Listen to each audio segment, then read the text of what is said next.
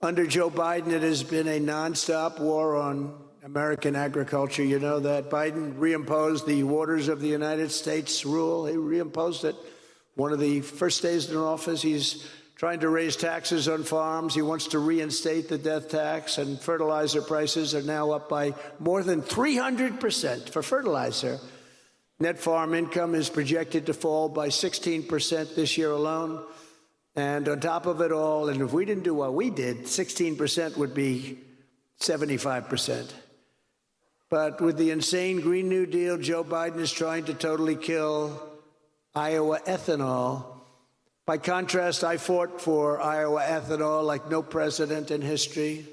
We've had great support. We've had really incredible support in that from your state, but not everybody supports it outside.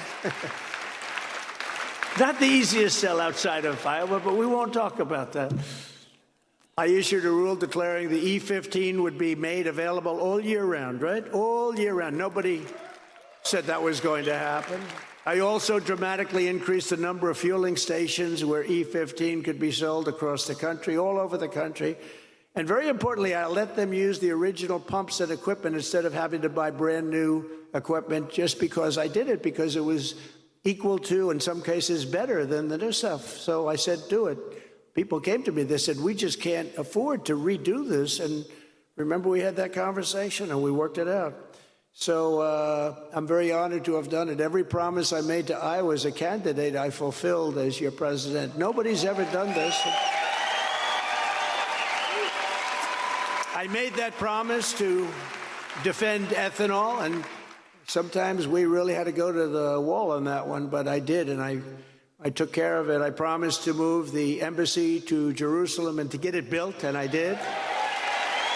We got rid of the Iran nuclear deal. Now what's happened when you look at what is taking place right now, it's so sad what's going on right now. They were ready to make a deal. We would have made the greatest deal ever. They would have never had a nuclear weapon. They would have been actually happy about it. But this group came in and allowed them to get rich and allowed them to dictate the terms, and it was really a terrible thing. I promised to appoint true conservative justices to the United States Supreme Court, and I did that, 3 of them. I kept every single one of my promises, and now we're laying out a bold, forward-looking vision for what we will do. And when we take the oath of office and we get back that beautiful, beautiful White House and we become together the 47th president of the United States.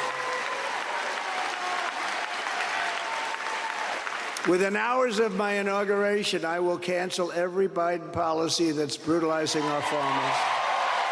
Every single one.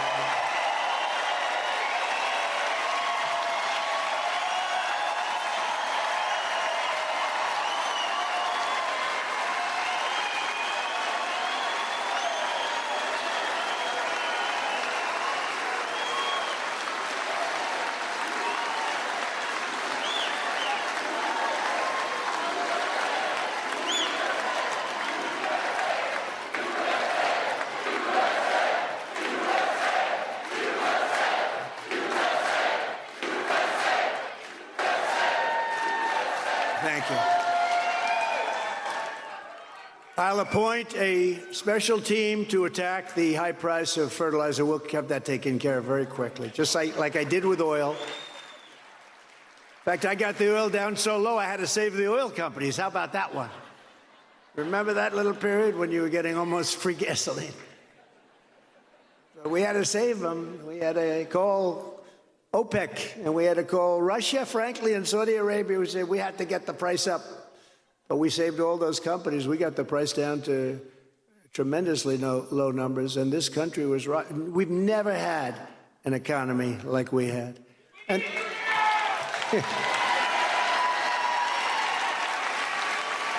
and when you think of it, they did just the opposite. What caused inflation? The oil price. The oil, energy. Energy became so ridiculously expensive, it drove everything up. Now everything is inflated. Now it's more than just energy. But we'll get it down. We're going to get it down. We'll get it down fast. And I'll tell other countries where we spend billions and billions of dollars on military protection. I've said this during my 4 years. I'd meet with these countries. I say, they would come in to thank me for the protection we give. I said, where do you buy most of your products? Sir, we buy mostly from China. Oh, that's nice. Well, you're going to buy from us from now on, or we're not protecting you anymore. Everyone thought that was terrible.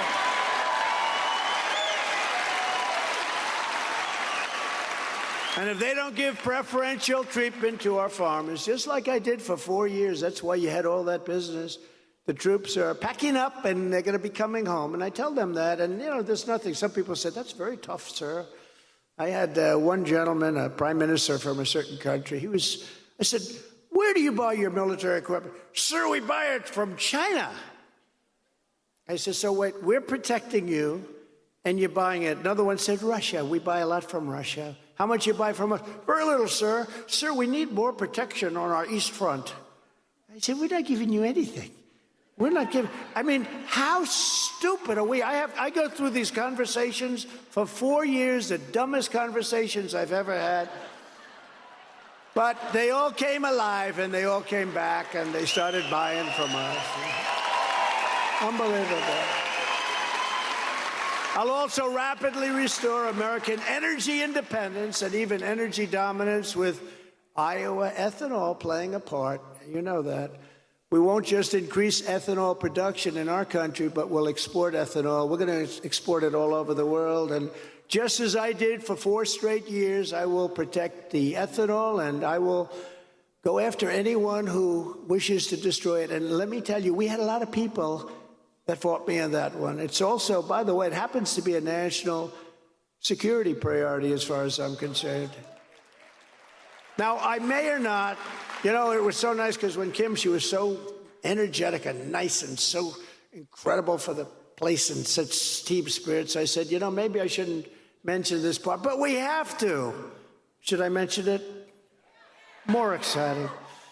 Okay, so remember this. Ron DeSantis. Did anyone ever hear of DeSantis? The sanctimonious DeSantis. No, Ron DeSantis strongly opposed ethanol. Do you know that? And we don't even know if he's running, but I might as well tell you. If he's not running, I'll say he was fine on ethanol. Don't worry about it. He strongly opposed ethanol and fought against it at every turn, and he's going to do that again because people that come out early for something, that's where they go. That's what it is. So, you know, he may do something politically, but he was very, very bad on ethanol, and he fought it all the way. And he also fought against Social Security. He wanted to decimate it and voted against it 3 times. Voted against Social Security. That's a bad one. A lot of people don't know that, but I think they've been finding out over the last 4 weeks. One of the reasons that we're zooming in the polls, perhaps. Maybe that's one. Maybe it's other things, too. It's really based on what we've done, I think. And on Social Security, while we're at it, he wanted the minimum retirement age to be lifted to people that are 70 years old, a substantial increase over what it is right now. That's a big increase. And he also voted to severely cut Medicare. I will not be cutting Medicare, and I will not be cutting Social Security. We're leaving the age where it is.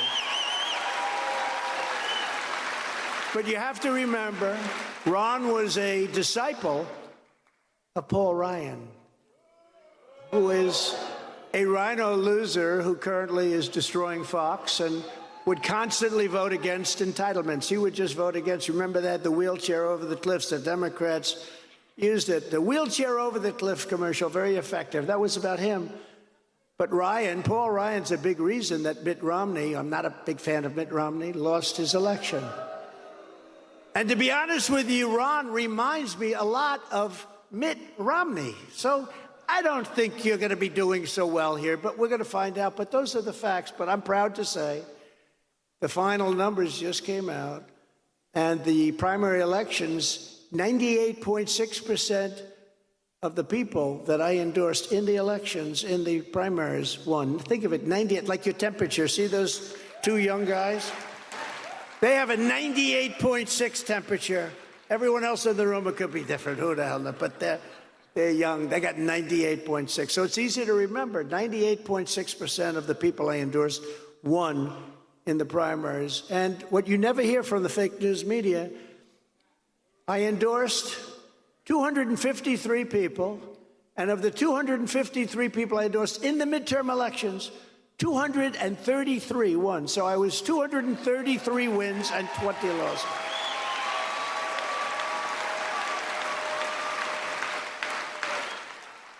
They'll bring up one or two names. They'll bring up Herschel, who's a wonderful guy, but he didn't quite make it. They'll bring Herschel Walker up. They'll bring another one up, another one. I get a couple of names. But think of that. 233 wins and 20 losses, if you want to call them losses. And Kim, I'll bet you didn't even know that. And then you hear the fake news saying, oh, he didn't do so well in the midterms. I did well. The party didn't do that well because we have people like Mitch McConnell and others that didn't allow them to do well. But nobody wants to mention it, so you know what I say? If nobody's going to mention it yourself, these kids. Because if nobody else is going to toot your horn, toot your own horn, and just let it out there. But that's pretty good, right? 233 out of 253. As president, I will immediately end the invasion of our southern border. Kim mentioned, oh boy.